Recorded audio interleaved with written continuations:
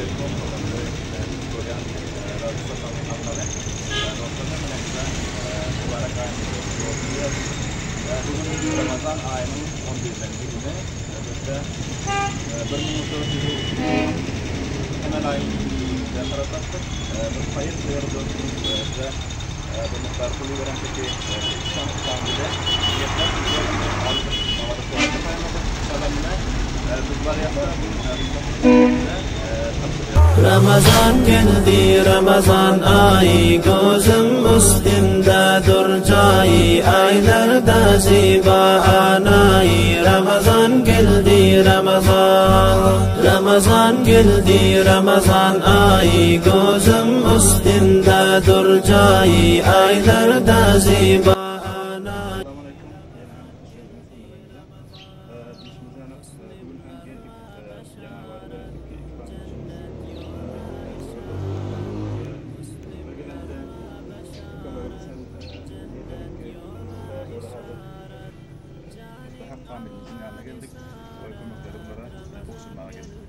İnşallah bulardan sonra bu hem de konuklarımın duadır.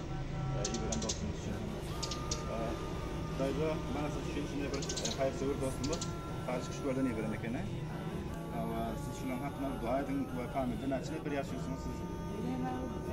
Tur nafar bile. Bir yer bakarına kurulda saranda benim kolar kasal. Hiç manyan ne bir osmana gerekim var ne yezaminler. Bu yüzden hizmet kılaman. Maramda işini kılaman öyle bir lokman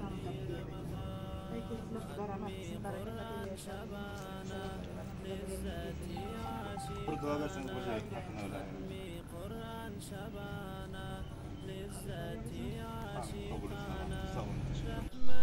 Yine hem hoş geldiniz Mehriban konuşucular.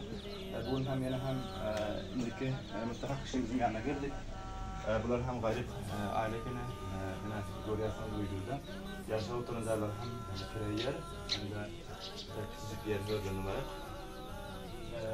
Bunlardan soruyoruz, bunlar için oğulların minnettarlık bildiriyoruz ki o kişimiz ki bu konukları bunların tahminen niyetler verirkenler. Bu biz hem makul grupları özlerine oluşturmaya geldik. Selamun Aleyküm dayıcım. Siz neçe kişi olup yaşayordunuz günümüzde? 7 nefer. Adamınızın var değil mi? Var. Onlar ne işletiyor? Çok güzel ki. Çok güzel ki. Nailik işleri uygulamanızı ötüyor mu yapsın nailik? Öyle ben öyle. Tabii çok güzel. Tamam çok güzel. Çok yaşa. Biz bana bir karşı şuradan bir dostumuzu görünürken sizlerin niyetlerden için elimizden için konukları. Sizler bunun hakkında dua edin inşallah. Yine hem size şöyle konuklar getirmeni size yapasın. Dua verin.